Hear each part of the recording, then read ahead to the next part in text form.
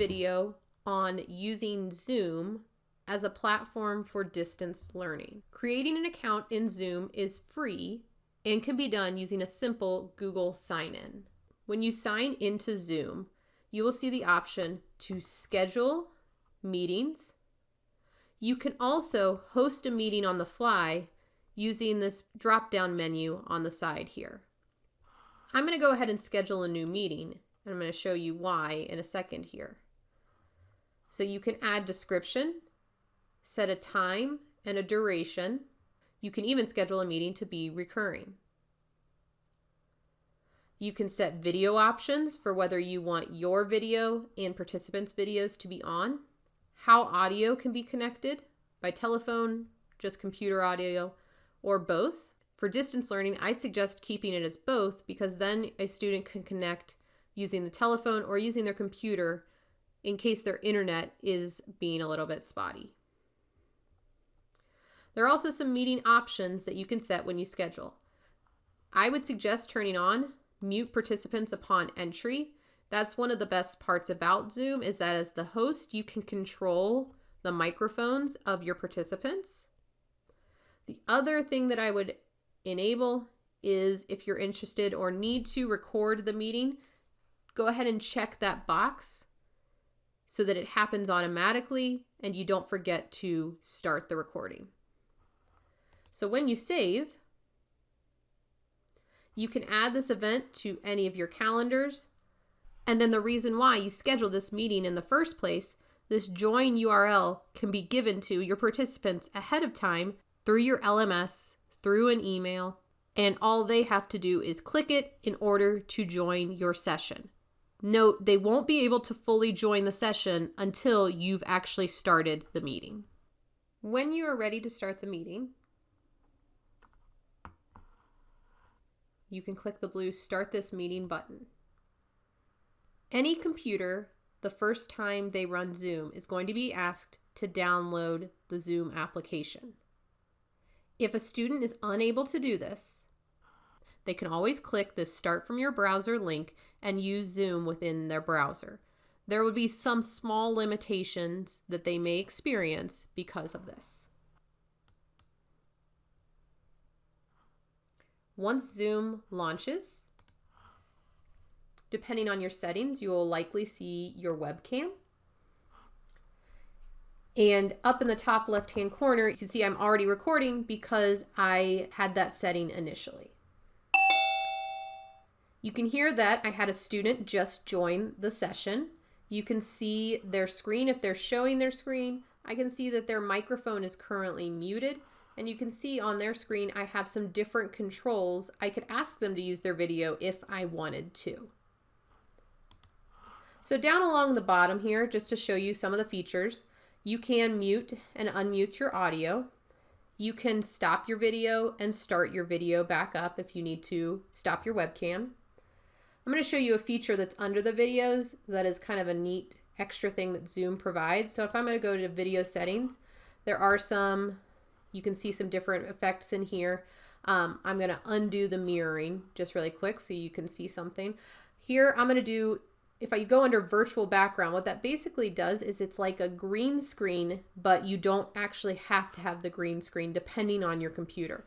So if you click on add image, you can load any image from your computer. And now you can see, and this is a preview, and I'll just go ahead and close it out.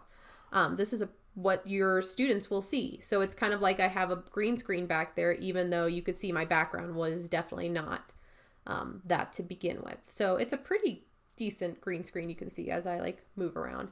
It's not perfect, but it's kind of a cool extra feature in there. So I'm going to turn that off.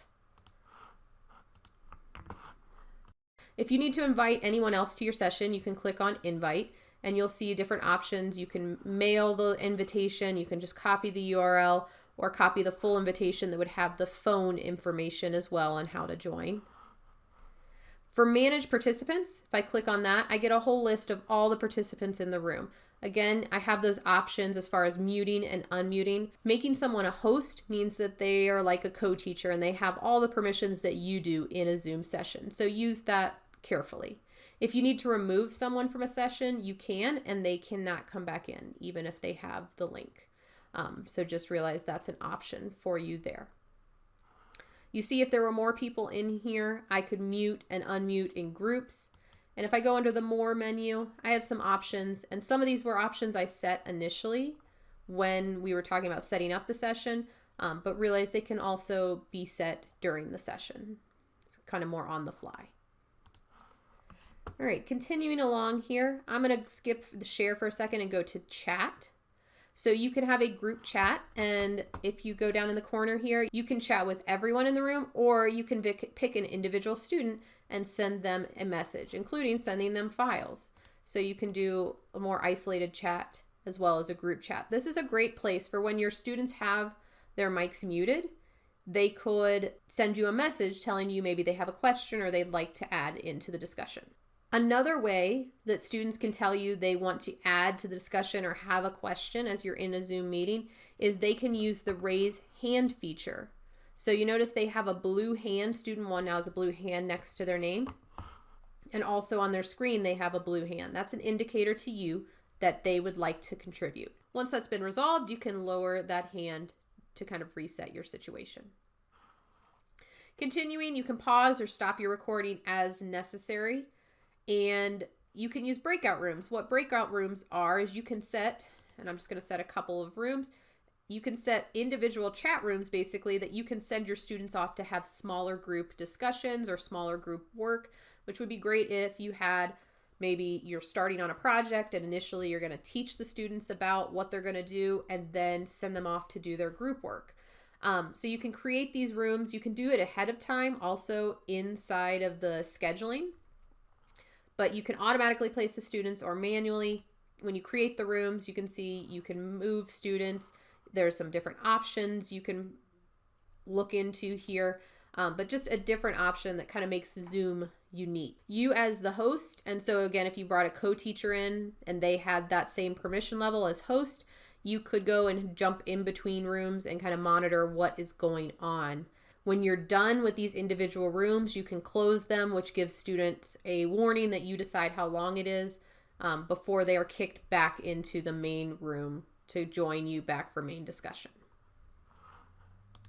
One of people's favorite features about Zoom is the ability to toggle between different views. The speaker view, which you can see is going to make one screen large, the person who's speaking, unless it's you. But most people like this gallery view because no matter how many people are in the room, you can see a tiled version of all of their screens all at once. So people really like that. Whereas, for instance, Google Meet has a limit of 4 screens that you can see at once, which can be confusing when you have a crowded room. The last feature to share with you is this ability to share your screen. So if I click on sharing my screen, you notice there's basic, advanced, and files. All of these kind of have the same general setting, but I want to show you really quickly this whiteboard. So if I go click share, this whiteboard annotation tool allows me, especially when I have a computer with a touch screen, to do things like demonstrations, modeling for students, for instance, in math, identifying, drawing in science. There's lots of different uses for it. You have all of these different tools, including text, drawing, stamping, spotlighting. You can change your colors. You can change the width. You can change a little bit about your font. You can also add more space if you need more. And you can also save these so that you could share them as maybe notes with your students afterwards. So I'm going to stop. Anytime I'm sharing, I'll have this menu up at the top. I'm going to stop my sharing. I'm going to share one more time just to show you couple more things here. If you do want to share a video, you can share your computer's sound, and it's suggested that if you're going to do that, that you optimize, you click this button to help just with the quality of the video coming over to your students. But I'm going to show you one more. So I'm going to share my screen here. On my screen, I have this balancing equations science worksheet.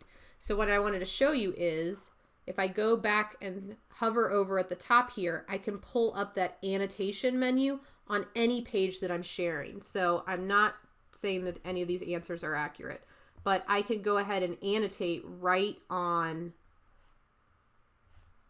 the page, right on any website, any worksheet, any PDF. I can annotate right on the page for the students and work right along with them. So this has been an overview of Zoom and using Zoom, especially in the classroom. There are lots of features that we did not touch on, but the nice thing is that when you end a meeting here, you can end the meeting for all, and that closes the room for all of your students. There's no one left behind. So when I end that meeting, notice my recording starts getting made immediately. And when that is done, it's going to be on my computer that I can share with students. I can upload to the appropriate location and share from there. If I ever need to go back and have access to this recording, it is on the Zoom website too, under those menus where it houses your previous meetings as well. Hopefully you've learned a little bit and feel a little bit more comfortable with using Zoom to help your class for distance learning.